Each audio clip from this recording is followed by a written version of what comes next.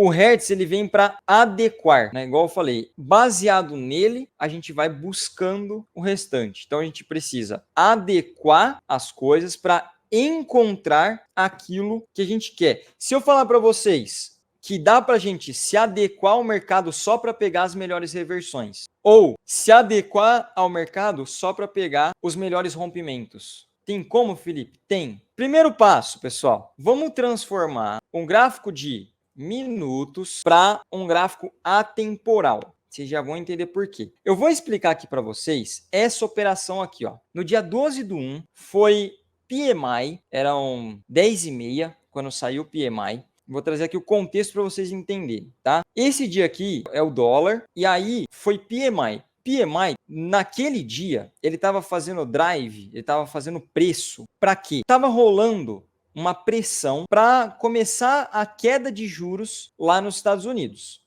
Então, se vocês pegarem e começarem a ler o macro, o que está acontecendo, vocês vão ver que nos Estados Unidos, aqui é uma parte mais macro para vocês se contextualizarem, tá, pessoal? A gente não opera setup. Ah, comprei um, dois, três e já. A gente sempre vai pegar o que a gente está visualizando e colocando dentro de um cenário. Nós somos muito bons de fazer isso. Nós que eu falo agora é todos vocês, seres humanos de forma geral, a gente consegue ter essa capacidade de pegar algo único e colocar dentro de um cenário. Não precisa ficar fazendo setup igual uma indústria, igual uma fábrica de repetição. Não, vamos pensar. Ó, PMI, nesse dia, ele estava fazendo preço e veio abaixo. Esse indicador econômico vindo abaixo, o que acontece? Traz uma perspectiva de não inflação. Se vem uma perspectiva de não inflação, já dá espaço pro Banco Central americano ter argumentos ou ter rumores de baixar juros. Se baixa juros, o que acontece? Diminui o prêmio. Quando sai um indicador desse ligado diretamente para aquele momento e está rolando essa possível mudança de direção, os gestores, o dinheiro, ele está se movendo de um ativo para o outro. E essa baixa de juros, pro momento, o mercado ele antecipa. Se baixa juros, desvaloriza o dólar. Então, se desvaloriza o dólar, o que acontece? A paridade que a gente está operando aqui, dólar versus real, cai. O dólar fica mais barato para a gente, o real fica mais forte perante ele. Então, a gente estava só esperando o PMI para ver se ia vir acima ou abaixo. Veio abaixo. Então, a gente já estava com um pensamento para queda devido ao macro. Então, primeiro ponto. Aqui foi quando eu perguntei, quem que fez essa operação? Aí, alguém fez aí essa venda? Alguém conseguiu ler? Aí, sim, eu. 6 pontos. O Felipe falou que não ia passar na I2. Ó, Felipe, agora com vocês eu tenho noção o quanto que eu estava me expondo ao mercado de forma letal. Agora acompanhando vocês, é até constrangedor imaginar a exposição passada. As ferramentas são surreal. Desci vendido. Comprei. Obrigado. Então, assim, essa operação que foi nesse dia aqui, eu vou trazer para vocês que vai ficar bem fácil de ver com o que eu quero mostrar hoje.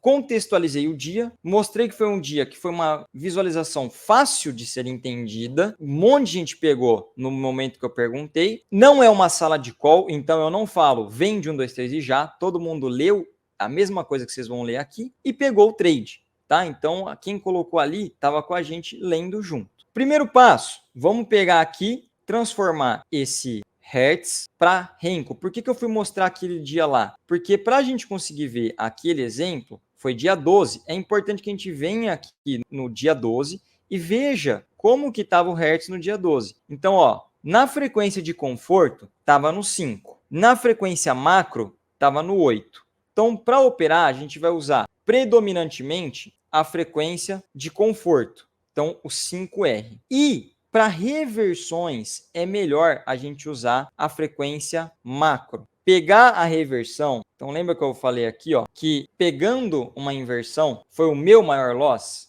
Virou uma obsessão minha entender perfeitamente quais são as inversões seguras. Porque aquele tinha sido o meu maior erro, então eu queria resolver isso de uma vez por todas. E uma das coisas que deixa a inversão mais segura é a gente usar o Renko macro. Por quê? Porque para você fazer um trade de reversão, existe um bom no dia, que é a mínima ou a máxima. O resto, ele tá rompendo máxima, rompendo mínima, rompendo máxima, rompendo mínima, rompendo máxima, rompendo mínima, rompendo máxima, rompendo mínima. Então, para você ser um cara bom de fazer um trade de inversão, você tem um tiro. É como se fosse um sniper. Já que as maiores oportunidades em número vão estar em tendência, na frequência de conforto, a gente vai focar em operar a tendência. Por quê? Porque é onde tem mais chance. Máxima e mínima só existe uma no dia. Então, pega a frequência do conforto aqui e foca em todo o conhecimento de tendência que vocês já tiveram na vida. E para pegar a reversão, aí a gente vai olhar a frequência macro. Então, eu vou primeiro mostrar para vocês aqui a frequência de conforto, que é o 5R. Então, eu peguei dólar 5 minutos, ele transformou para mim 5. E aqui nesse dia, no dia 12, ele estava, aqui está 7, mas ele estava 8. Ó. No dia 12, ele estava 8. Para agora, pense o seguinte. É a forma mais fácil possível de você ver a teoria acontecendo. É a forma mais fácil possível de você encontrar os topos e os fundos. O bom da gente deixar num gráfico atemporal é que ou o preço está caindo ou está subindo, que é o que realmente importa para a gente. Vamos pegar uma leitura de topo a partir desse topo, descer até esse fundo, subir até esse topo. E o que daria para a gente imaginar que pudesse acontecer aqui embaixo? Se eu tenho topo menor que o topo anterior e um fundo aqui embaixo, eu posso mensurar que isso pode ser uma tendência. E aí, daria para tentar pegar esse movimento aqui, ó, que é aquele pedaço que eu falei para vocês. Agora, não dá para a gente ficar nessa de, e aí, será que eu vou vender, vai dar certo ou vai dar errado? Só olhar o preço e pronto. Então, aqui entra uma ferramenta que não é um setup, presta atenção, uma forma de quantificar aquilo que a gente deseja visualizar e com isso a gente confirma aquilo. Tá vendo que aqui tem um fundo? Ao invés da gente ver uma barra grande de volume passando para esperar o rompimento, a gente consegue ter uma base se isso vai ser rompido ou não, se aqui, ó, no nível de 3,5 da ferramenta, ó, tiver vindo para baixo também. Deixa eu deixar isso aqui maiorzão para vocês enxergar, ó. Tá vendo que aqui tem um nível de 3,5? Esse é um nível que a gente considera que realmente tem fluxo. Tem parte quantitativa falando, opa, a venda tá forte. Aí você tem venda forte passando de um fundo.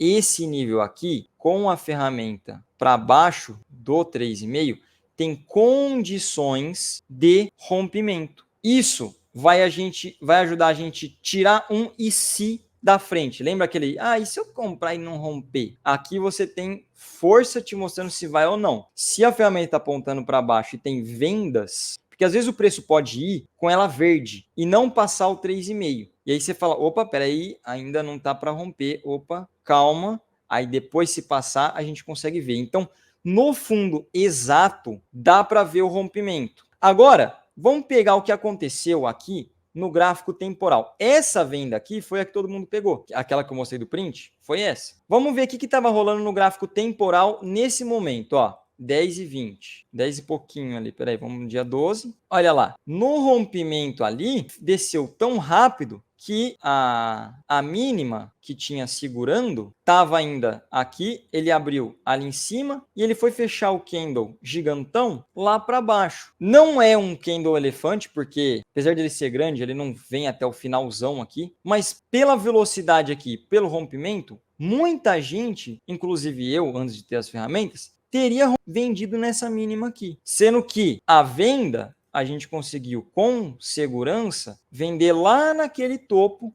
determinado. Então, ficou tudo isso preso de informação e o preço não veio. Aí, se você pegar e colocar, por exemplo, a ferramenta FPLM em gráfico temporal, o que vai acontecer? Ó, ela estava vendedora? Estava vendedora. Só que gente, olha como fica, ela não fica naquele jeito retinho. Por que não fica naquele jeito retinho? Porque tem um monte de informação presa aqui e a ferramenta esperando fechar um box para calcular. Então, você perde a principal vantagem de ter agilidade, um dado contínuo, tá no fundo, você sabe cadê o fundo, tá vendo ele passar 3,5 e tem ali algo que te fala que tem força.